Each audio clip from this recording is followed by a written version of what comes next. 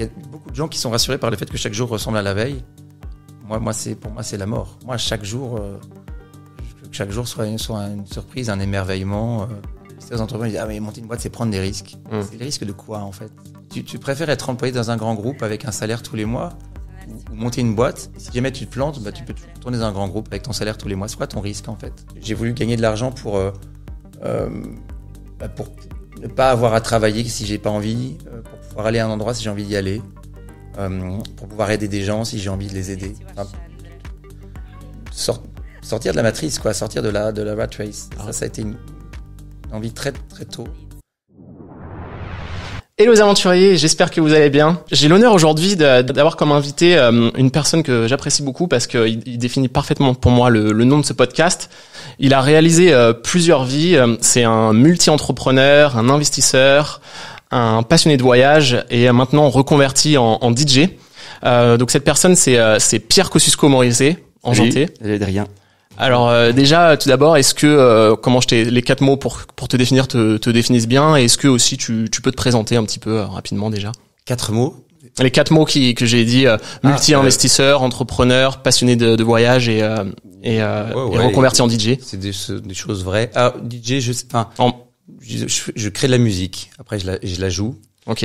Mais parfois je fais des DJ sets aussi, ouais. Ok, top. Du coup, est-ce que tu pourrais déjà un petit peu, pour ceux qui ne te connaissent pas, te présenter un peu rapidement et ton histoire en quelques mots? Ouais, Pierre Kosciusko-Morizet, j'ai 46 ans, j'ai 3 enfants, ça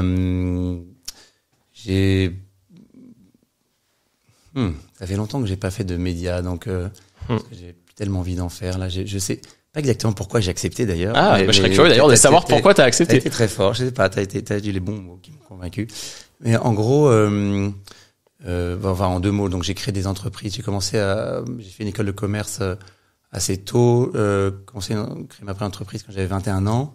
Ok. Ça a pas fonctionné. La deuxième quand j'avais 23 ans, Price Minister, ça a bien fonctionné. Je l'ai vendu quand j'avais 33 ans. Je suis devenu investisseur. J'ai créé un fonds d'investissement. J'ai cofondé un fonds d'investissement qui s'appelle Isaïe avec quelques amis. Et puis j'ai aussi créé une holding avec mon associé et super pote Pierre Krings, avec laquelle on investit l'argent qu'on a gagné avec la session de Price Minister. Okay. Et donc je suis devenu après investisseur, donc à travers Isaïe et à travers Kernel. On a dû investir à peu près dans 300 boîtes, je pense, quelque chose comme ça. Ok. Avec plutôt pas mal de réussites. Donc il y a des boîtes comme Doctolib, on est au board et on est les premiers investisseurs, des boîtes comme Blablacar par exemple, Waterdrop, quelques autres comme ça. Aussi des boîtes qu'on connaît pas parce qu'elles ont pas marché. Il y a forcément aussi des trucs qui marchent pas, c'est la vie. Et puis voilà. Et puis maintenant, j'essaie de me concentrer vraiment sur faire ce que j'aime. Je fais quasiment que des choses que j'ai vraiment envie de faire.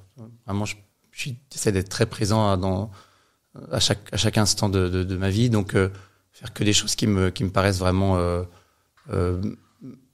utiles et importantes au sens, disons, alignées avec ce que j'ai envie, ce que je veux faire et qui je suis. Et donc, en l'occurrence, ça veut dire pas mal de musique. Je lis beaucoup, je voyage, je me cultive, je fais du sport. Je suis assez curieux, je rencontre beaucoup de gens. Ok. Je passe du temps avec mes enfants, avec ma famille, voilà, avec mes amis. Ok, top. Ça une présentation déjà très très exhaustive et qui me parle beaucoup, et il y a plein de thèmes que j'ai envie de creuser en détail. Pour moi, les aventuriers de la vie, c'est un peu le côté introspectif justement, et vivre consciemment, comme tu le dis, et surtout faire ce qu'on aime.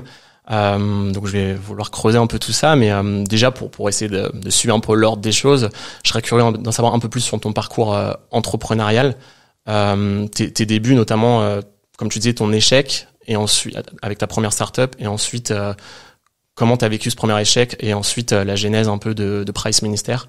Alors j'ai monté une première boîte quand j'étais en fait en dernière année d'HEC qui s'appelait Visualis.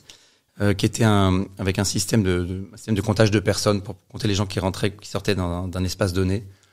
Sans rentrer trop dans les détails, il y avait pas mal de choses, à mon avis, intéressantes. On était un peu en avance sur le marché, je pense, et puis on était un peu aussi, on n'avait pas la bonne technologie. Elle était intéressante, mais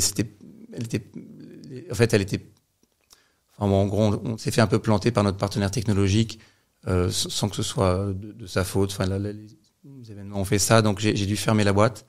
Donc j'ai liquidé à l'amiable sans passif, etc. Et ça a duré 1 an. Donc c'était pas particulièrement traumatisant, mais bon, pas très agréable quand même, parce que ça n'a pas fonctionné. Alors ce qui est amusant, c'est qu'il y a quelques années, il y a quelqu'un qui est venu me voir avec la même idée, mais quasiment 20 ans plus tard. Ah oui. Et ça s'appelle MyTraffic, et ça marche très très bien. J'ai investi dedans, c'est une très très belle boîte. Et en fait, ça analyse les flux de personnes en suivant les ID des téléphones, sans de manière complètement anonyme, mais en permettant de mesurer les flux pour permettre aux chaînes de retail de savoir combien de gens passent devant, passent dans quelle rue, dans les magasins, quels sont les flux en fait. Et la boîte cartonne, donc c'est amusant de voir que l'idée était bonne puisque là le marché est là, mais en fait la techno n'existait pas encore à l'époque, donc le marché était, la techno qu'on avait, elle n'était pas scalable et donc le marché était pas assez mûr. Donc le timing n'était pas encore trop monté, t'étais un peu trop en avance, trop visionnaire on va dire. Ouais, enfin on peut dire ça, mais non, mais bon, après être trop visionnaire, c'est surtout que ça veut dire qu'on s'est planté quoi. Ouais, enfin que t'avais en avance. Mais en gros, en gros la techno qu'on avait, disons, comme le partenaire technologique a pas pu suivre, ça m'a empêché de faire le truc. Et je pense qu'en plus la techno qu'on avait, même s'il avait suivi, aurait pas permis de faire un truc énorme. Alors que là, MyTraffic arrive à un truc beaucoup plus scalable et ça marche très très bien. Ça se développe à l'étranger. C'est une très belle boîte. Ok, ils ont de la chance de t'avoir comme un investisseur vu que tu avais déjà travaillé sur le sujet il y a 20 ans. Tu peux les conseiller un peu. Ouais, j'essaye humblement de les aider un peu. Mais surtout, c'est marrant parce que quand le fondateur est venu me présenter son deck, il y avait vraiment des slides. C'est quasiment des slides que j'avais fait 20 ans avant. Enfin, c'est vraiment la même vision. C'est marrant. Bon, après, il a beaucoup plus développé ça et il exécute super bien. Et c'est un top entrepreneur, mais je veux dire, l'idée de base était très très proche, ouais, c'est marrant. Ok, cool. Et donc après avoir liquidé à l'amiable cette société, on va dire, comment t'as eu l'idée de lancer Price Minister et les débuts, comment ça s'est fait? Alors je suis parti aux US à ce moment-là parce que en fait tout ça s'est fait en fait pendant 6 mois de ma dernière année d'école de commerce. Donc quand j'ai fermé Visualis, j'ai eu envie de voir ce que c'était qu'une startup qui avait marché en fait, et donc j'ai rejoint un groupe qui s'appelle Capital One, qui est une boîte qui au départ c'était une spin-off d'une banque aux US avec 200 personnes qui avait déjà vraiment bien grossi, qui voulait s'installer en France, et maintenant ils sont aux États-Unis. C'est une très très grosse boîte. Au départ c'était de la banque à distance. Quand je suis arrivé, c'était le moment où ils développaient l'internet, donc j'ai eu la chance d'être à ce moment-là et de m'occuper de cette partie-là, d'une partie de cette partie-là. Je sais pas tout l'internet. Et en gros, et maintenant ils ont même du retail. En fait, maintenant ils ont même racheté des banques de retail. Ils ont une stratégie assez marrante d'ailleurs. Où ils prennent des angles de rue, donc c'est une boîte assez visible, notamment à New York. On voit pas mal Capital One avec des cafés-banques. Ça marche très très bien. Et mon boss de l'époque est toujours d'ailleurs devenu un des boss de la banque, c'est rigolo. J'étais content de vivre cette aventure-là. L'idée c'était de partir 1 an aux États-Unis et puis pour apprendre un peu le métier et de revenir en France pour lancer la filiale française. Donc je suis allé aux US et en fait là-bas j'ai une idée en fait un gars, un entrepreneur avait monté une boîte qui venait de vendre à eBay, une boîte qui s'appelait half.com. Et en fait j'ai repris cette idée-là pour la lancer en France et puis la développer beaucoup plus. Comme half.com a repris eBay a repris half.com, en fait ils l'ont un peu entre guillemets tué, enfin ils l'ont digéré et donc ils ont arrêté l'expansion du truc, alors que évidemment moi et mes cofondateurs on a développé le truc. Et l'idée c'est une marketplace, c'est un peu comme Amazon Marketplace, c'est vraiment comme en fait pourrait dire, c'est comme Amazon Marketplace. Amazon a repris notre idée pour lancer sa marketplace. Et donc, c'est Amazon sans les warehouses, quoi, sans les stocks. Que la partie digitale, en fait. Et ce n'est pas la partie asset. En gros, c'est du B2B2C, C2C. Donc, c'est des professionnels et des particuliers qui vendent des produits essentiellement à des particuliers. Donc, le vendeur met son produit en vente sur le site sans frais de mise en vente et avec un prix fixe, avec un système de base de données produits qu'on avait mis en place, qu'on avait agrégé à l'époque. Avec système de code barre, notamment au début, on était sur des livres, des jeux vidéo, des CD, des DVD. Ça date un peu de dire ça. Les livres pas encore, mais bon, le reste un peu plus.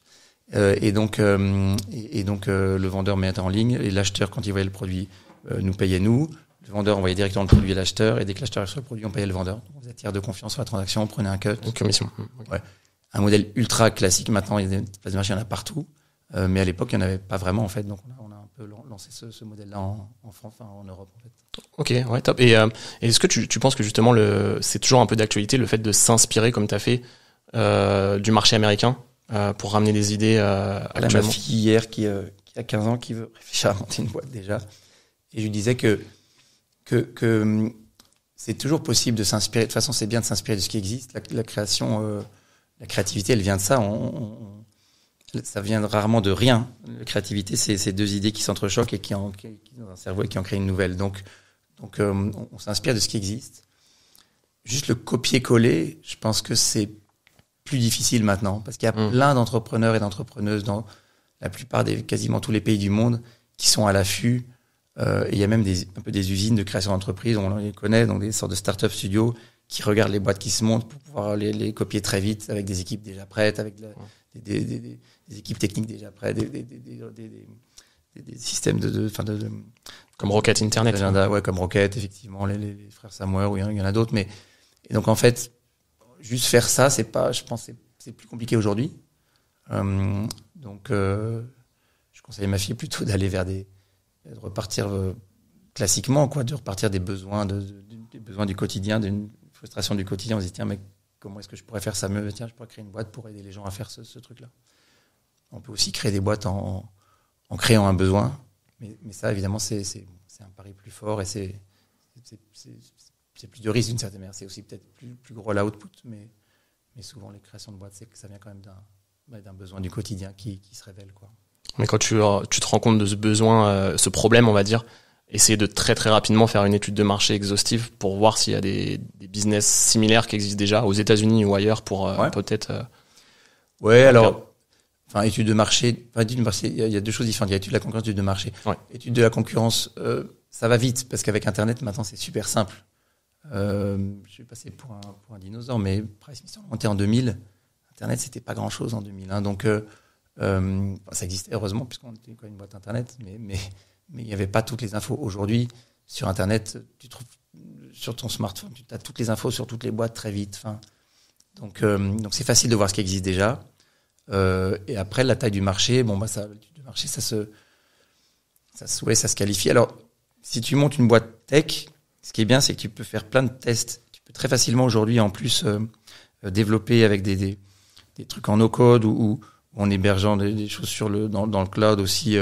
Tu peux très facilement en fait créer un petit POC pour tester ton produit, voir s'il y a de l'appétence, voir tester tes premières métriques, tes taux de transfo à différents niveaux. Ça c'est assez génial. On n'avait pas ça à mon époque. Il fallait faire un peu un pari. Tu sautes dans le vide puis tu vois si ça marche. Bon, ça a marché. On a eu de la chance. On a beaucoup bossé, mais c'est vrai que on était beaucoup dans de l'intuition. Aujourd'hui, tu peux tester beaucoup plus de choses et c'est génial. Donc, on a des entrepreneurs aujourd'hui qui sont toujours créatifs. Il faut toujours être créatif, sinon tu ne crées pas de boîte, ça par définition. Mais qui sont aussi parfois très systématiques, scientifiques, rigoureux, qui testent tout. Et ça, c'est quelque chose On essayait d'être scientifique et rigoureux. Moi, c'est mon approche toujours en business, mais il y avait plein de choses qu'on devait faire à l'intuition qu'aujourd'hui on peut remplacer par plus de data en fait. Moi, c'est intéressant ce que tu dis. Moi, la difficulté que j'ai par rapport à ça, c'est quand justement tu testes des choses, etc. C'est d'avoir une prise de décision ensuite très sharp et très rapide surtout, et pour tourner la page rapidement et tester autre chose en fait. Je sais pas si t'as rencontré ce problème ou si tu vois d'autres personnes et si t'as des conseils par rapport à... C'est-à-dire qu'il y a les tests et puis il y a la volonté, quoi. C'est-à-dire qu'à un moment, tu peux passer ta vie à tester tout et à rien faire. Donc, mais c'est vrai pour plein de choses, pas que pour créer des boîtes. À un moment, il faut quand même qu'il y ait une volonté, il faut qu'il y ait un saut d'un pas dans l'inconnu, un saut dans le vide. Et là, c'est un acte de foi, quoi. Parce que tu peux pas tout tester, quoi. Mais je dirais qu'on peut tester plus de choses qu'avant. Après, on est dans un monde qui bouge de plus en plus vite. Donc, c'est vrai aussi que tout ce que tu testes, peut-être dans 6 mois, ce sera différent parce qu'il y aura tel service qui aura changé, les mentalités auront évolué, etc. Donc, on peut tout tester, mais il faut aussi aller très vite parce que et s'adapter de plus en plus vite. Et ça c'est vachement intéressant dans les boîtes qui se créent aujourd'hui. Quand je regarde en tant qu'investisseur, je regarde si les entrepreneurs ou les entrepreneuses sont agiles, sont humbles et ont envie d'apprendre et de se remettre en question, parce que même si tu as une super idée, peut-être dans 6 mois elle sera plus super, quoi. Et donc faut tout le temps s'adapter à tes clients, tes partenaires, tes investisseurs, tes fournisseurs, etc. ou les nouvelles technologies qui sortent pour être dans le game, quoi. Et ça, c'est de l'intelligence émotionnelle. Enfin, t'arrives à essayer de lire quand tu dis sont humbles, etc. Tu t'essayes de lire assez rapidement les personnes. En tant qu'investisseur, c'est beaucoup d'intelligence émotionnelle, ou de la bêtise émotionnelle quand on se plante. Mais bien sûr. En tant qu'entrepreneur aussi, entrepreneur de toute façon, c'est beaucoup de séduction au sens propre du terme. C'est-à-dire tu dois convaincre des gens de te suivre, tu dois convaincre tes associés, tu dois convaincre tes premiers salariés, tu dois convaincre tes banquiers, tes investisseurs, tes fournisseurs de te faire confiance, tes clients, des journalistes qui veulent faire des médias. Non. C'est beaucoup de ça, c'est beaucoup de passer du temps à vendre ta vision, à vendre le fait que t'es un type bien, que tu vas délivrer, que tu vas bosser, que t'es honnête, etc. Donc on passe beaucoup de temps à se vendre. Il faut que ça soit vrai et authentique, parce que aux Américains il y a le côté un peu fake it until you make it, où tu te vends mais sur du vide, quoi. Enfin, faut y croire, mais bon, moi je mens plus depuis plusieurs années, je mens sur plus rien, même quand je suis en retard à un rendez-vous, je dis pas qu'il y avait des bouchons s'il n'y avait pas de bouchons. Je me suis rendu compte qu'en fait, ça sert à rien en fait de mentir, et ça fait vivre, ça crée un monde parallèle dans ta tête et plusieurs réalités, et ça occupe beaucoup de place pour pas grand chose. Donc je fais pas ça. Après, quand t'es entrepreneur, t'es tellement habité par ton projet qu'à un moment tu distords la réalité un petit peu, et donc tu la tords un petit peu pour aller dans ton sens. Mais c'est là où il faut pour rester lucide. C'est-à-dire que c'est bien d'arriver à convaincre des gens par la foi et la passion qu'on a et l'amour qu'on a à donner à un projet. Mais à un moment, si t'es trop là-dedans, si tu mets toute ta volonté dedans, tu perds ta lucidité et tu vois plus que t'es en train de te planter, que le mur arrive. Donc c'est une balance à trouver. Et quand t'es un leader ou une leader, c'est ça aussi. Les gens te suivent, c'est génial. Mais à un moment, si tout le monde te suit et que ça te galvanise tellement que tu te crois trop fort, tu vas te prendre le mur. Donc faut gérer ce truc. Faut convaincre les gens et en même temps écouter les trucs qui te disent que t'as peut-être tort, quoi. Et ça, avec le temps, t'as réussi à le développer, ou déjà à l'époque au lancement? J'essaye, quoi. Enfin, on a tous nos défauts, mais j'essaie d'apprendre en grandissant. J'ai eu un article, je crois, le titre c'était j'ai repris le contrôle de ma vie. Je pense que c'était sur. C'est pas le truc où j'étais dans les piscines là. Ah non, c'était pas celui-là. C'est un autre. Il y a un truc où j'étais dans une piscine, c'était ridicule. Ouais, non, mais repris le contrôle de ma vie, c'est l'idée de. En fait, c'est qu'à un moment, t'es beaucoup en réaction. C'est-à-dire que tu crées des choses, tu crées du mouvement, et puis les gens te répondent. Et si tu fais pas attention, tu vas passer l'essentiel de ton temps à répondre à ce que les gens t'ont renvoyé. Donc en fait, t'es plus un émetteur, t'es juste un répondant, quoi. Et l'entrepreneur doit pas faire ça, parce qu'à un moment, c'est lui ou elle qui doit driver le truc et qui doit entraîner les gens avec lui. Et donc faut arriver à se protéger, à garder sa créativité, son énergie pour rester une force de proposition, une force de mouvement. Et pour ça, c'est reprendre le contrôle de sa vie. C'est un peu une phase journalistique, mais en gros, c'est par exemple, je fais quasiment plus de médias parce que je me suis rendu compte que j'en faisais pour Price Minister parce que ça faisait connaître la boîte, c'était bien. Là maintenant, je m'en fous un peu que les gens me connaissent, quoi. Ça m'intéresse pas tellement, donc je préfère passer du temps avec les gens que j'aime ou à créer des choses, de la musique, ou à lire des bouquins, ou faire du sport, ou voyager.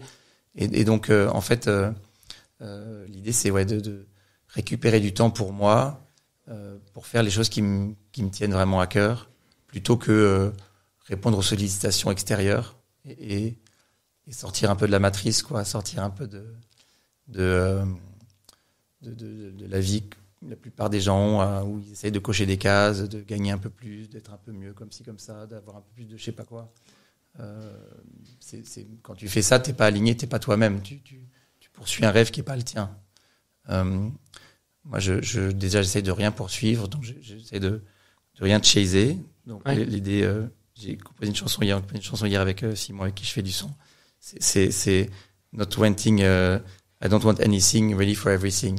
En gros, c'est vraiment, tu cherches pas à atteindre quelque chose, mais t'es prêt à tout.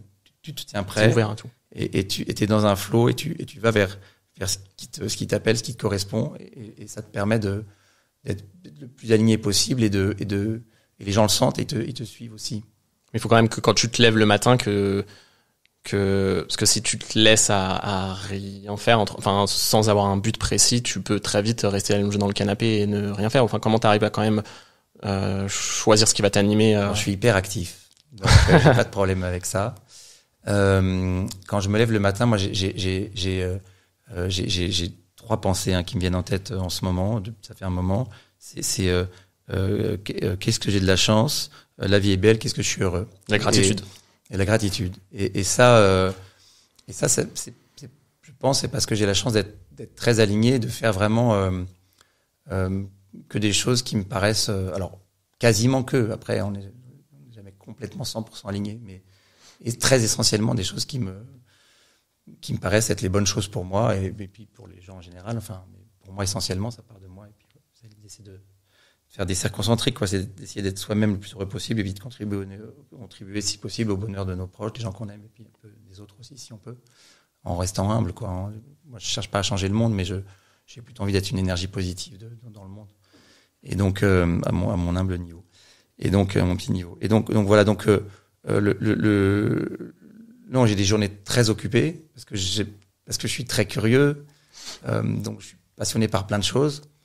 Mais je cherche plus à être le meilleur dans quelque chose ou à encore moins être meilleur que d'autres. Ça, c'est vraiment le pire des trucs. C'est quand tu te compares aux autres, tu leur donnes le pouvoir de te rendre malheureux. Donc ça, c'est la fin du monde. J'ai envie que tout le monde soit génial. J'ai pas envie d'être meilleur que les autres. J'ai envie qu'ils soient tous géniaux. Et puis si je peux l'être aussi, c'est tant mieux. Mais je veux dire, je suis complètement sorti de cette logique de comparaison qui construit pas mal de nos rapports sociétaux et qui, à mon avis, sont là à la base de pas mal de problèmes dans notre monde aujourd'hui.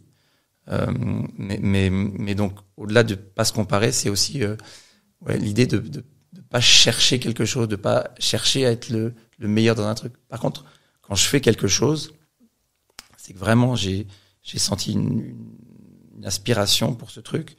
Et là, j'y vais à fond parce que ça me passionne, parce que je m'amuse.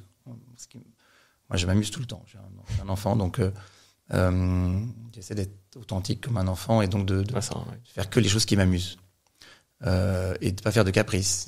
Si j'ai pas une glace, j'essaie de pas pleurer comme un enfant, mais voilà, quand un truc me passionne, je suis à fond dedans. Et si ça me passionne plus, faut que je fasse autre chose. Donc c'est aussi accepter qu'on a le droit de changer d'avis et qu'on passe son temps à se réaligner pour être toujours en équilibre. C'est une sorte de balance qu'on doit rien, que moi j'essaye de rechercher. Et ça, tu dirais que c'est actuellement avec tes apprentissages passés ou même quand tu développais Price Minister, les débuts d'ailleurs toute ton aventure de Price Minister, est-ce que t'étais plutôt dans la recherche de être le meilleur que d'autres justement et atteindre un but et pour développer au maximum? Moi, j'ai été élevé, j'ai un peu un produit d'une forme de méritocratie française, on va dire. Donc, une famille où les gens font pas mal d'études, etc. Donc, j'avais un peu l'idée de cocher des cases, plus ou moins consciemment.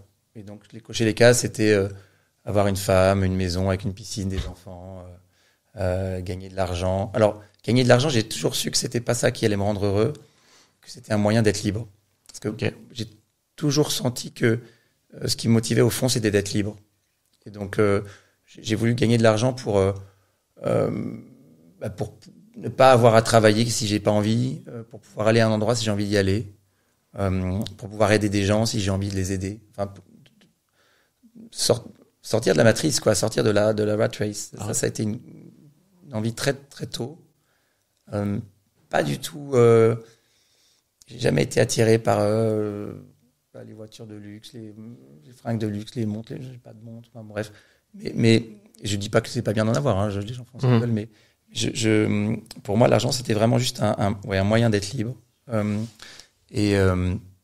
J'ai grandi dans une famille bourgeoise, donc j'ai pas du tout manqué. On n'était pas riches, mais on n'était pas pauvres, quoi. Enfin, on était au-dessus de la moyenne d'ailleurs. Hein. On était plutôt par rapport à la moyenne des Français, on peut dire qu'on était très bien. Du coup, tu aurais quand même pu, si tu le voulais, te reposer sur tes lauriers entre guillemets et compter sur tes parents. Parce qu'il y a des gens parisiens qui viennent de familles un peu aisées et au final qui justement ont moins cette rage de réussir encore plus parce qu'ils ont. Alors, le rage, pas cette rage, mais j'aime pas ce mot-là parce que c'est un peu agressif. Mais non, alors bon, mes parents avaient. Enfin, mon père avait un bon métier, ma mère était prof à l'université, ça allait, mais mais ils avaient pas capitalisé. Donc de toute façon, j'avais besoin de travailler, ils avaient pas de quoi me nourrir toute ma vie sans rien faire. Mais surtout, j'ai envie de me prouver et de prouver peut-être inconsciemment à mon père ou à tout le monde que j'étais que je valais quelque chose. Donc c'était l'idée de cocher des cases. Dès que je faisais un truc, je voulais être le meilleur tout le temps. Donc j'ai passé ma vie à faire ça. Et puis à un moment, je me suis dit que c'était con en fait, que en fait ce qui compte c'est pas le bout, c'est le chemin. Et en fait quand tu crées un truc, le moment où l'aboutissement en fait, c'est un moment très très fugace, très très éphémère. Ça dure. C'est le moment où tu vends ta boîte, c'est l'instant de la signature. Et après elle est vendue et avant elle est pas vendue. Et ce moment-là, si c'est ce moment-là qui te rend heureux, c'est con parce que ça dure pas longtemps. Et donc l'idée maintenant, je fais que des choses qui je veux kiffer le chemin. Et donc je fais quand j'apprends une nouvelle chose, faut que l'apprentissage m'intéresse. Sinon je le fais pas. Et en plus j'ai pas du tout envie de travailler. Je veux pas de contraintes, donc je fais que des choses que j'ai vraiment très envie de faire. Par exemple la musique, j'ai les moyens de prendre les meilleurs coachs en tout, d'acheter les meilleurs synthés, mais c'est pas ça qui m'intéresse. Moi, je go with the flow. Je veux apprendre par moi-même et je veux découvrir à mon rythme. Et donc j'apprends. Je fais ça je fais pas mal de sons avec un pote qui s'appelle Simon. Donc là, j'ai beaucoup appris en le regardant faire. Et c'est génial, quoi. Alors, il se trouve que ça va vite parce que j'ai la chance d'apprendre plutôt assez vite. Et puis j'ai rencontré aussi les bonnes personnes qui m'ont aidé au bon moment à comprendre quoi faire, etc. Et donc on a de la chance, ça se passe super bien. Mais je cherche pas à être je sais pas le producteur de musique le plus successful. Je m'en fous complètement. En fait, je veux kiffer le fait de créer de la musique. Et la réalité, c'est que je pense que c'est un peu quand même ça, être un artiste, quoi. C'est-à-dire que tu vois alors quand on dit être un artiste, on pense à tous les clichés qui vont avec, mais en gros je veux juste faire ce que j'aime faire. Et en ce moment, je fais beaucoup de musique parce que j'aime ça. Et je me rends compte que quand je crée un track, hier on a créé un track là avec Simon, je disais, on a passé 1 heure dessus, 1h30 dessus. C'est une sensation qui est inégalable, quoi. C'est dans un flot il y a rien d'autre qui existe, quoi. T'es vraiment dans ta bulle. Présent. Et c'est fabuleux. Et c'est beaucoup plus intéressant de faire ça pour moi que d'aller prendre 3 coachs qui vont m'apprendre à mieux me servir d'Ableton ou même me servir de je sais pas quoi pour être encore meilleur pour créer des sons. Je me renseigne, je regarde des tutos, mais ce que j'ai envie, c'est de kiffer chaque étape. Donc Donc je fais ça de manière assez organique. Parfois je passe beaucoup de temps à faire la musique, puis parfois j'ai moins envie, j'en fais un peu moins, puis parfois j'en fais beaucoup, j'en fais un peu moins. Ça dépend vraiment de ce dont j'ai envie. Et si c'était à refaire, justement, parce que je crois que tu dis t'aimes la musique depuis tout petit, tu voulais être chanteur ou artiste, enfin, est-ce que tu referais quand même les choses dans le même ordre, ou tu te dis t'aurais pu commencer à être producteur de musique il y a déjà 20 ou 25 ans, avant même l'aventure Presse Ministère ou autre? C'est pas une question très utile, parce que on peut pas refaire de toute façon. Ouais. Et puis je suis tellement heureux, je veux rien changer. Donc si c'était à refaire, je referais. Bon, c'est pas à refaire de toute façon. Et donc c'est marrant mais tu vois, pardon, mais après les choses arrivent comme elles arrivent. Donc je pense que j'étais pas prêt non plus de toute façon il y a 20 ans à avoir la démarche artistique que j'ai aujourd'hui. Aujourd'hui, j'ai une liberté une liberté et un rapport à la vie qui me rend très créatif, que j'avais pas avant. Donc peut-être avant, si j'avais voulu faire de la musique il y a 20 ans, j'aurais fait ça comme monter une entreprise. Je me serais acharné en étudiant 10 heures par jour, 15 heures par jour, 20 heures par jour, tous les trucs, tous les machins. Et j'aurais fait une IA qui fait de la musique sans émotion, sans âme. Et j'aurais raté tout le truc. En fait, les choses arrivent à un moment. Les choses arrivent au moment où elles arrivent, pas pour rien. Je pense là, maintenant, je suis dans ce flow-là et c'est le bon moment pour moi. J'ai toujours aimé la musique, mais vraiment, je pense que j'étais pas prêt. Ok. Ouais. J'avais besoin de me prouver des choses. J'avais besoin de cocher quelques cases pour me détacher de ça. Et maintenant que c'est fait, ça me paraît être le bon moment et c'est assez naturel. Ok, c'est intéressant parce que justement maintenant tes journées, tu les organises. Enfin, est-ce que tu as quand même une routine ou pas du tout? Tu joues de la musique. C'est vraiment. J'organise pas mes journées. J'ai beaucoup d'énergie. Donc j'ai la chance de pouvoir à peu près, quand j'ai envie de faire un truc, à peu près avoir toujours l'énergie de le faire. Donc après, quand ça fait 3 jours sans dormir, je suis fatigué, mais je veux dire, j'évite ça. Mais voilà, s'il y a un moment, j'ai envie de faire de la musique toute la nuit, je fais de la musique toute la nuit, quoi. T'as pas besoin de beaucoup de sommeil, de base? Je dors très très très bien. J'ai un sommeil incroyable, j'ai beaucoup de chance, donc je peux m'endormir là dans les 5 minutes, je me pose par terre, je m'endors. Donc ça fait que... mais bon, j'essaie quand même de dormir régulièrement. Mais bon, cette nuit, j'ai dormi 2 heures. Ah oui. Je recommande à personne de faire ça. Le sommeil, c'est très important. Mais ce que je veux dire, c'est que voilà, j'ai une bonne capacité à récupérer. Et donc, ça me permet d'aller justement encore plus avec le flow. C'est-à-dire que si j'ai envie de faire de la musique toute une nuit, je le fais. Si j'ai envie de dormir pendant 10 heures, je dors pendant 10 heures. Et ça me permet d'être très agile, quoi. Et donc ma routine. Alors je fais très attention à ma santé. Donc je fais très attention à ce que je mange. Je fais du sport régulièrement. Je prends des bains froids presque tous les jours. J'essaie je fais des exercices de respiration aussi souvent. Donc je prends les compléments alimentaires qui vont bien aussi. Je fais attention à tout ça, mais dans le mot routine, déjà, je trouve qu'on a déjà un peu perdu, quoi. Parce que la routine, qu'est-ce qu'il y a de plus chiant de la routine? C'est boring. Donc, il y a des trucs que je fais très régulièrement, mais je me dis pas, je me réveille à telle heure et je fais tel truc et machin et tout ça. Parce que j'aurais l'impression d'être un peu une machine ou un robot. J'ai pas envie de ça. Après, pour autant, voilà, pour avoir un bon niveau d'énergie de manière très régulière, il faut s'occuper de soi, sinon ça marche pas. Mais là, justement, enfin, ouais, tu peux suivre tes envies et tes passions, etc. Parce que, comme tu l'as dit, maintenant, tu t'as capitalisé sur t'as plus besoin de travailler entre guillemets. Oui, mais bien sûr. Si tu bosses tous les jours au bureau ou enfin, tu travailles au bureau, c'est plus compliqué. Mais ça, c'est une aliénation très forte. Bon, la plupart des gens n'ont pas le choix. Enfin, ils n'ont pas le choix quand ils démarrent. Ils peuvent avoir le choix après d'essayer de sortir de ça, mais moi, clairement, enfin, pour moi, il y a beaucoup de gens qui sont rassurés par le fait que chaque jour ressemble à la veille.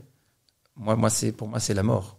Ouais, je suis complètement d'accord. Pour moi, chaque jour soit une surprise, un émerveillement, et je vais être surpris tout le temps, quoi.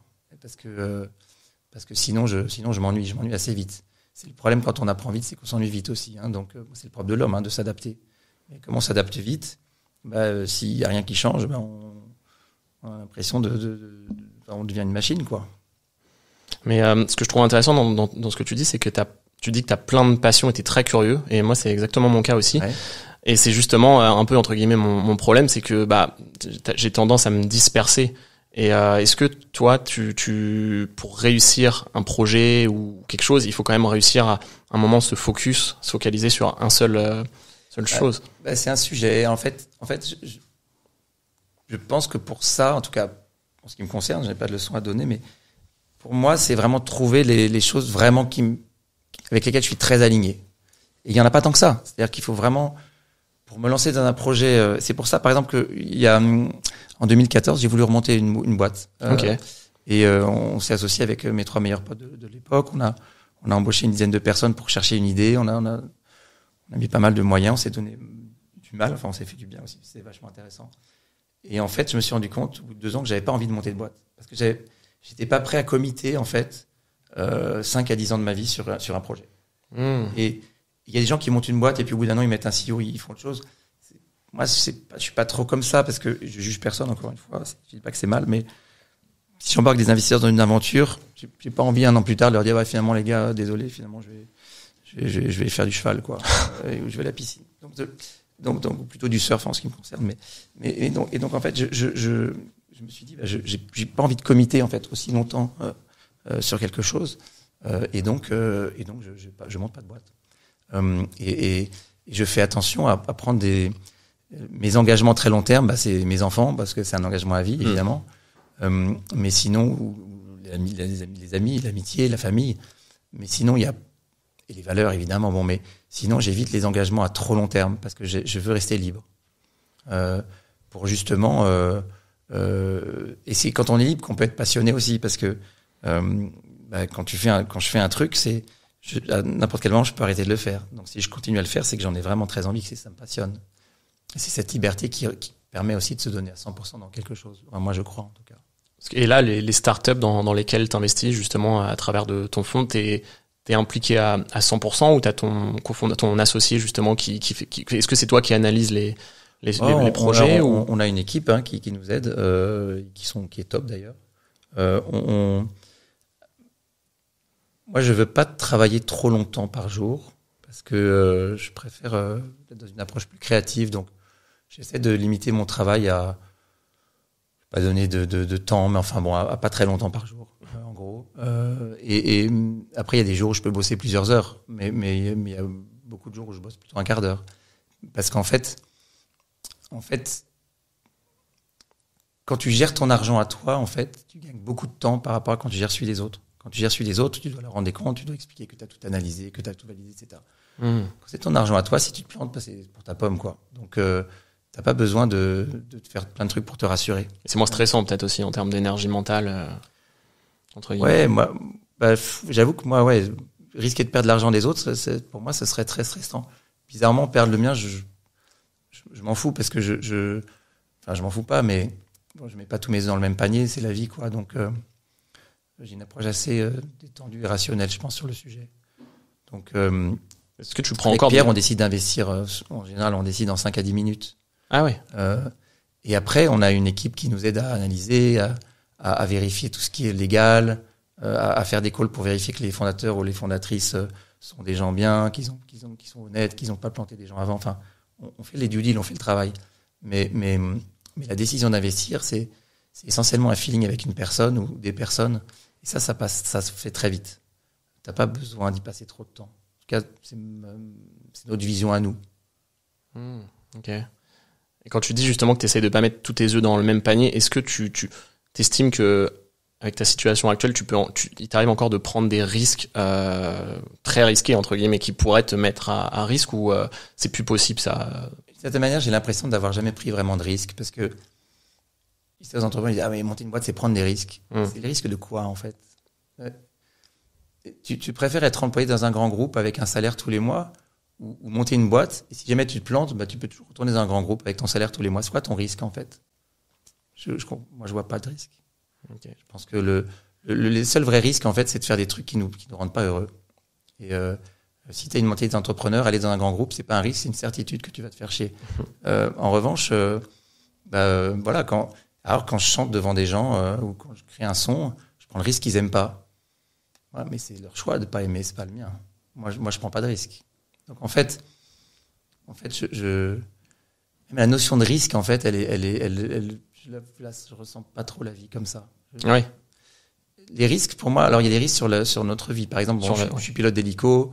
Je fais de l'apnée, de la chute libre, je fais du ski en haute montagne. Beaucoup de sport extrême. Ouais. Donc là, évidemment, c'est des risques. Là, c'est des risques. Donc là, ça veut dire faut peser le pour et le contre. Moi, j'aime beaucoup la vie. J'ai pas envie de mourir, pas avant un moment, en tout cas. Donc je pèse le pour et le contre. Je me dis, bon, est-ce que quand je fais ça, là, est-ce que le gain que j'ai, est-ce que ça vaut le coup par rapport à ce que je prends? Et donc, je suis très rationnel là-dessus. Donc, en hélico, j'ai toujours un copilote. Et alors que j'ai le droit de piloter tout seul, j'ai ma licence, mais toujours un copilote parce que si jamais je suis fatigué ou je sais pas quoi, j'ai jamais eu de malaise de ma vie, mais ça peut arriver un jour d'avoir un malaise, un truc, j'ai un copilote qui est très expérimenté et qui voilà. Donc et en taxi dans Paris, je mets ma ceinture, ça fait marrer tout le monde pas tout le monde, parce qu'il dit attends, tu fais de l'hélico et puis tu mets, oui, mais en fait la ceinture ça me coûte rien, j'ai pas de downside à mettre la ceinture. Si un accident, je serais bien content de l'avoir mise. Donc je raisonne comme ça. Je n'assesse pas mes risques en temps réel en permanence, ce serait fatigant. Mais globalement, les risques sur mon intégrité physique, je les assesse, je les évalue régulièrement. Ouais. J'ai l'impression que tu arrives assez facilement dans tout ce que tu m'as dit à t'entourer très rapidement de personnes compétentes dans leur domaine ou connaissent, que ce soit, là, tu as dit pour l'hélicoptère, pour la musique de Simon. Même dans ton aventure, je crois que tu avais un cofondateur. Pierre Krings, ouais. Et j'en avais d'autres, mais voilà. Surtout Pierre Krings, le principal, on va dire. Ouais. Donc, tu fais pas trop les choses seul, quoi. Enfin, tu t'essayes de te mettre avec les bonnes personnes pour apprendre et s'entraider, entre guillemets. Enfin, et se rassurer peut-être aussi. Ou... Ouais, seul, on s'emmerde un peu, aussi. Alors, je dis ça, c'est pas vrai, j'aime bien être seul, mais disons, j'aime bien être seul pour me ressourcer, pour rencontrer des gens. On n'est plus seul à ce moment-là, mais pour me cultiver, Mais quand j'entreprends quelque chose, quand je crée quelque chose, j'aime bien être à plusieurs. Je trouve ça plus riche, plus intéressant. Et aussi parce que j'ai tendance à avoir un peu les choses en grand, à être très enthousiaste, à partir à fond. C'est bien aussi d'avoir des gens qui peuvent parfois me recadrer un peu et puis m'apporter des compétences que j'ai pas. Comme tout le monde, j'ai plein de défauts et donc j'aime bien avoir m'associer avec des gens qui ont pas les mêmes défauts que moi, pas les mêmes qualités que moi. Donc puis c'est juste sympa, quoi. Moi, je trouve que la vie doit être drôle, donc j'aime bien faire le con, j'aime bien me marrer, donc si on peut être avec des gens sympas, c'est quand même mieux. Ouais. Et après, sur le fait de s'entourer des bonnes personnes, j'imagine que je dois avoir un peu un sens de ça. C'est vrai que j'ai eu de la chance, je me suis plutôt associé avec des bonnes personnes. Ouais. T'as jamais eu d'échec, d'association, entre guillemets? Il y a une association. Si, ça a pu arriver. Et rétrospectivement, j'avais des signaux faibles qui me disaient faut pas le faire, et je l'ai fait quand même. Parce que quand tu es en train de chaser, tu as tellement envie de cocher une case que tu oublies les signaux faibles et tu te désalignes et tu vas faire un truc parce que tu as tellement envie du truc. Tu vas faire un truc qui en fait tu n'aurais pas dû faire. C'est pour ça aussi que maintenant j'essaie d'être plus à l'écoute de ce qui me correspond vraiment, de ce dont j'ai vraiment envie. Ça, et je pense que ça m'aide à le faire avec les bonnes personnes aussi. Et ça, comment tu fais pour être plus à l'écoute, justement? Je crois que tu fais de la méditation ou du breathwork, tu disais. Enfin, est-ce que ça aide ou est-ce qu'il y a d'autres choses? J'en fais que depuis un mois, donc, mais c'est génial. C'est génial. C'est violent. Ouais, non, c'est vachement bien. Ça te permet de mieux sentir ton corps, de mieux circuler les énergies dedans. C'est vachement intéressant. Ça te fait pleurer? Ça peut m'arriver, ouais. J'en ai fait aussi, c'est violent, ouais. Hyperventilation. Ouais. J'en ai fait, en fait, pour l'apnée, en fait, mais sans le côté spirituel, vraiment pour l'apnée. L'hyperventilation, l'apnée, c'est pas forcément l'idée, mais du travail sur la respiration, en tout cas. Et, c'est l'idée aussi d'être... J'ai remarqué qu'en fait, je suis à peu près tout le temps heureux, j'ai beaucoup de chance. Et les fois où j'étais un peu moins heureux, en général, c'est quand j'avais un truc qui me traînait dans la tête, que que j'avais pas complètement réglé et qui m'empêchait d'être présent et qui tournait en boucle. Et donc j'ai appris à quand j'ai un truc dans la tête, je le règle, quoi. Je m'y attache, je m'y attelle, pardon, et je vais jusqu'au fond et je le règle. Tu fais comment ça t'écris, enfin Non, mais je m'en occupe, quoi. Ok. Quand j'ai un problème, je m'en occupe. Je le confronte. Quand j'ai un truc, je me dis tiens merde, j'ai pas dit la bonne chose à telle personne et tout. Je réfléchis et puis j'appelle la personne, je dis désolé, j'aurais dit ça, machin. Parce que c'est des trucs qui te restent et qui t'empêchent d'être présent. Et quand t'es pas complètement présent, bah t'es pas heureux. En tout cas moi, c'est clairement je le ressens. Donc j'essaie de. C'est pas facile parce que voilà, j'ai mon cerveau, il part dans tous les sens, il peut partir dans tous les sens, mais là par exemple, pendant cette interview, j'ai assez peu pensé à autre chose. Ça peut m'arriver parfois, mais j'essaie d'être vraiment à fond. Parce que sinon, autant pas être là, quoi. Sinon, autant faire autre chose. Et alors, j'ai le luxe de pouvoir faire exactement ce que je veux, enfin, de choisir ce que je veux faire, dans la limite de ce que les autres veulent faire et tout, bien sûr, mais je veux dire, je choisir vraiment mes activités. Donc, si une activité m'intéresse pas assez pour que je sois complètement présent dedans, eh ben, je la fais pas. Mais c'est marrant ce que tu dis, parce que justement, je connais quelques hommes d'affaires assez, qui ont bien réussi, et quand t'as plein de choses à gérer, des business, des affaires, etc., bah, souvent, tu leur parles, ils sont pas dans le moment présent, ils sont en train de penser à leur business ou qui les dérange, en fait, ils sont pas. C'est pas efficace. Ouais. C'est pas du tout efficace. D'ailleurs, ça a été étudié. Le cerveau peut pas faire plusieurs choses à la fois. En fait, le cerveau humain est fait comme ça. Tu crois que tu fais plusieurs choses à la fois, mais en fait, tu fais un petit peu d'une chose et un petit peu d'une chose, et tu passes très vite d'une chose à l'autre. Et donc, tu as l'illusion de faire les deux choses en parallèle. Mais ça n'est pas vrai. C'est scientifiquement prouvé. Ton cerveau ne fait qu'une chose à la fois. Donc, c'est assez logique. Si tu réfléchis au truc, si tu fais deux choses à la fois, alors qu'en fait, ça veut dire que tu peux pas, et donc ça veut dire que t'as deux pensées qui tournent en parallèle, et ton cerveau fait tac, tac, tac, tac. Tu passes plein d'énergie à faire le saut de puce d'une pensée à l'autre. C'est hyper troublant pour ton cerveau, ça le fatigue pour rien. Et ça fait que tu fais les deux choses moins bien. J'essaye de pas faire ça. J'essaie d'être vraiment hyper focus. Ok. Et c'est pas facile, hein. C'est un peu ce que la méditation. Je fais pas la méditation parce que je trouve ça un peu chiant. Mais en fait, en étant à 100% dans ce que je fais, en essayant d'être à 100% dans ce que je fais tout le temps, c'est comme une forme de méditation. Il faut se forcer, quoi. Enfin, La méditation, pardon, c'est ça. C'est ne penser à rien au sens, de ne pas laisser ton cerveau partir dans tous les sens. Mais j'essaie de le faire tout le temps, en fait. Et c'est pour ça aussi que j'aime les sports un peu extrêmes. C'est parce que je pense au surf, c'est pas extrême. L'apnée. L'apnée, c'est une force de méditation aussi. Et l'apnée, tu dois être là, ouais. Et le surf aussi, hein, quand tu dois être au bon moment, enfin, quand t'es au pic et qu'il faut faire ton take-off, et si tu penses à faire les courses, ça va pas le faire. Donc, il faut, et ça, ça t'apprend aussi à être très présent. Et pareil, quand tu crées de la musique, si tu penses à autre chose, tu crées rien, en fait. Tu perds ton temps. Et la musique, justement, actuellement, tu disais, ça occupe une grande partie de ton temps. Est-ce que tu joues, t'as joué à des festivals? T'étais au Burning Man, je crois, ou... Ouais, moi, j'y vais tous les ans depuis pas mal d'années. J'y jouais pas. Là, j'ai joué cette année. J'ai chanté en public pour la première fois en festival. Ah, t'as chanté devant? Ouais, alors maintenant, ce que j'aime bien faire, c'est, donc, je crée de la musique électro, essentiellement avec Simon. On la joue en live, c'est-à-dire qu'on joue sur Ableton Live, donc c'est un logiciel Wonky. Et en fait, on réarrange les tracks en live. Donc, on décide en live quel instrument on joue à quel moment, quelle boucle on joue à quel moment, avec quels effets on la met, et quel flow on donne. Et dessus, maintenant, je chante en live et je joue du clavier aussi en live, en impro. Et puis bientôt la guitare aussi. Et ça, c'est sympa parce que quand tu fais tout ça à la fois, parce que justement, pour être présent aussi, il faut faire un truc qui est suffisamment intéressant pour que tu n'aies pas envie. Le cerveau n'est pas à la place pour faire autre chose. Et quand tu es vraiment présent, connecté à un public, et dans ton flow, tu es vraiment présent, tu es vraiment là. Et ça, c'est super sympa. Il faut jouer pour des ecstatic dance. Je sais pas si tu fais ça. Ecstatic dance. Non. C'est des genres de soirées, mais très conscientes en fait. Il y a pas d'alcool, pas de drogue, rien, etc. Et les gens qui dansent se focus vraiment sur la musique. Et en général, c'est assez progressif. D'accord. Et ça te met en transe, en extase. Et quand tu joues des sons devant des gens, c'est un peu ce dont tu rêves, c'est un peu ce à quoi tu tends, c'est que les gens soient vraiment complètement présents. Et c'est pour ça que j'évite, par exemple, je préfère jouer dans des festivals ou dans des soirées un peu, avec des gens qui aiment vraiment la musique, quoi. Tu vas jouer dans un club surtout à la parisienne, où le but du staff, c'est de vendre des tables, les mecs ou les nanas d'ailleurs, de montrer qu'ils ont du blé pour faire les malins. Ils en ont rien à foutre de la musique. Et c'est pas un ego trip, c'est pas genre j'ai envie que les gens me regardent quand je joue. C'est qu'à un moment, tu as envie de connecter avec le public pour partager une émotion et pour les faire voyager, pour sentir que tu leur apportes quelque chose.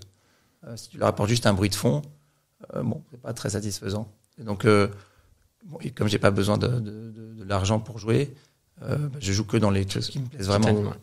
Et il se trouve que on me paye parce que ça se passe bien, mais je veux dire, j'ai un grand luxe pour ça. Ça me permet vraiment de choisir, quoi. Okay. Je crois je sais que tu valorises ton temps et qu'il ne reste pas beaucoup de temps d'ailleurs. Il y a un thème aussi que j'aimerais bien aborder, c'est l'immobilier, parce que j'en parle un peu sur ma chaîne en général. J'ai vu, je crois que il y a deux lieux immobiliers qui m'ont interpellé, c'est ton île en Bretagne et je crois un lieu de vie dédié aux entrepreneurs dans le 7e. Déjà, je voulais savoir ce que ça représente pour toi l'immobilier, et ensuite un peu si tu peux parler de comment tu avais développé ces deux lieux. L'immobilier, c'est la seule chose dans laquelle j'ai toujours dépensé un peu d'argent, en fait, dès que j'en ai eu. J'ai toujours payé des loyers supérieurs à mon salaire, avec évidemment un problème mathématique assez simple, mais je suis toujours endetté pour arriver à... Parce que autant je m'en fous de posséder des trucs qui montrent, que machin, mais avoir un lieu dans lequel je me sens bien et dans lequel je peux recevoir les gens que j'aime et créer et être juste bien, ça a toujours été super important. Donc on a toujours eu des bureaux très sympas, pas du tout luxueux, pas du tout chic, pas du tout dans les bons quartiers, mais des bureaux vraiment sympas. J'ai toujours essayé d'avoir des apparts pareil, tu vois, pas forcément très grands, très machin, mais un peu particuliers dans lesquels je me sentais vraiment bien. Et l'île que j'ai en Bretagne, c'est un endroit, pour moi, c'est un endroit sacré, quoi. Donc quand j'y vais, je pose les pieds dessus et je suis un peu en extase, quoi. C'est vraiment très spécial. Comment on se retrouve à acheter une île? J'imagine que ça se trouve pas sur le bon coin, quoi. D'acheter j'ai limite monté des boîtes pour acheter une île, quoi. C'était un rêve. Un peu à la Richard Branson avec Necker. Avec Necker, j'y suis allé à Necker 2 fois. C'est pas mal, Necker, c'est un peu loin. Mais Necker, c'est un peu un autre trip. Il reçoit des gens tout le temps. C'est un autre trip. Il aime bien voir des gens tout le temps comme ça. Moi, j'aime bien. Alors, il a sa propriété. Sur l'île, il a sa propriété et puis c'est où il reçoit les gens, donc il peut être un peu tout seul, tranquille. Mais moi, les Rimins, c'est vraiment un endroit où je vais me ressourcer. Alors parfois je fais des fêtes aussi, parfois je fais de la musique là-bas, je vais souvent avec mes enfants. Mais j'aime bien aussi y aller tout seul. Là-bas je fais du sport, je lis, je fais de la musique, j'ai un studio là-bas aussi. C'est très connecté avec la nature. On a 1000 oiseaux qui viennent nicher tous les ans à peu près en février, qui s'accouplent en février, enfin en mars, qui pondent en avril et puis ça éclore, les œufs éclorent en juin. C'est proche du Mont-Saint-Michel, c'est ça? Ouais, je suis originaire de là-bas. Ah, belle région. Et puis les oiseaux repartent après en août. T'es très très proche de la nature. Puis c'est la deuxième plus grande marée du monde, donc t'es vraiment connecté aux éléments toute la journée. C'est très très beau. Et puis le lieu à Paris, en fait, j'ai racheté à l'État le ministère de la fonction publique. Le ministère de la fonction publique, il y a presque 5 ans, classé au monument historique. Donc, on a eu discuté beaucoup avec les monuments historiques. D'ailleurs, j'ai appris plein de choses. C'était génial. Je suis super fort au Scrabble maintenant. J'ai appris plein de termes nouveaux. Et donc, ils nous ont beaucoup accompagnés puis on a une super équipe d'architectes dans une restauration qui est passionnante. Alors, on a eu un incendie il y a 1 an et demi, donc la tire qui a brûlé, ça a été un peu terrible, ouais. Mais là, c'est bien reparti. On espère que ce sera terminé d'ici 1 an et demi. Et donc, ça va être un lieu dans lequel il va y avoir un club pour entrepreneurs et créatifs. Okay, il y aura aussi un studio de musique, une salle de cinéma, des espaces pour divers arts, un espace sport, un espace coworking, mes bureaux, et puis où je vais habiter aussi dans une partie séparée. Alors, c'est un projet qui me tient très à cœur. Trop bien, j'ai justement essayé de développer un projet très similaire à Lisbonne. À Lisbonne, dans le quartier d'Arius. Créatif, coworking. Ouais. Top, il nous reste pas beaucoup de temps, mais je sais que t'es un grand fan de belote coinchée. Ouais. Je te propose de finir sur une partie de belote, cet échange. Faut être 4, non? On va demander aux 2 personnes. Non, plus sérieusement, en fait, je vais te donner. La coinche régulièrement avec mes potes d'HEC encore. J'adore la coinche, pareil. Mais nous, on joue plus à la belote, mais la coinche, j'adore aussi. Mais non, je vais te donner 3 cartes et il y a juste 3 questions dessus que tu peux répondre très très rapidement pour finir cet échange. Un regret que tu ne voudrais pas avoir à la fin de ta vie. Je pense que j'en aurais pas. Je regrette rien déjà. Je regrette rien et puis Et puis je vis vraiment comme ça. Je vis comme si la vie pouvait s'arrêter demain et je veux rien regretter. Donc franchement, si je regrette quand la vie s'arrête, si je regrette un truc, c'est qu'elle s'arrête, quoi. Mais peut-être. Ok. Mais j'ai tous les trucs, les choses justement que je pourrais regretter, je les ai réglées. Tous les gens avec qui j'avais pu m'engueuler ou un truc qui s'était mal passé ou machin, j'ai réglé ça. Je me suis soit je les ai pardonnés, soit je me suis excusé, soit je regrette rien. La vie est trop courte pour qu'on regrette. Ouais, complètement d'accord. Ouais. Si tu pouvais rajouter 1 heure dans ton emploi du temps qui a manqué, tu as oublié le E a manqué. Ouais, je l'ai vu après en plus, mais alors, mais rajouter 1 heure par exemple, ouais, je le ferais. Et ça serait quoi? Enfin, tu ferais quoi dans cette heure?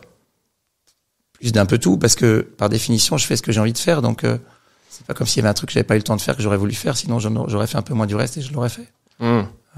Mais ouais, un peu plus de tout. Ok. La chose dont tu es le plus fier dans ta vie, je suis fier d'être authentique. Je suis fier de mes enfants aussi. J'adore mes enfants, ils sont incroyables. Je suis fier de mes amis. J'ai beaucoup de chance. J'ai envie d'être trop fier. Et t'arrives à bien gérer l'équilibre vie pro, vie perso, enfin avec tes enfants justement, tes 3 enfants et ta Leur mère est géniale. J'ai beaucoup de chance, donc on s'entend hyper bien. Donc c'est très fluide. Donc je les vois quand je veux et quand ils veulent. Et quand elle veut aussi, évidemment. Si elle veut pas, voilà, quand elle les a, c'est elle qui les a, et quand c'est moi qui les ai. Mais je veux dire, c'est très souple, quoi. Donc, je suis très très proche de. J'ai une fille là qui est aux États-Unis en pension. On se parle plus d'1 heure tous les jours au téléphone. Le deuxième, je fais du foot avec lui tous les dimanches. Et la troisième, elle fait de la musique. Elle a 10 ans, elle crée de la musique déjà sur Ableton. Ah ouais. On partage cette passion. Donc, ils sont très indépendants, ils vivent leur vie, mais je suis toujours là pour eux et j'adore les voir justement souvent séparément pour être vraiment très connecté à eux. Ok. Bon bah très très intéressant. Il y a vraiment plein de sujets que j'aurais voulu développer beaucoup plus. Merci, mais sympa. Merci vraiment à toi pour ton temps. Ça me fait vraiment très très plaisir d'avoir accordé cet échange. Je te laisse si tu veux, si tu as un mot de la fin, quelque chose que tu veux rajouter. Ouais, kiffer.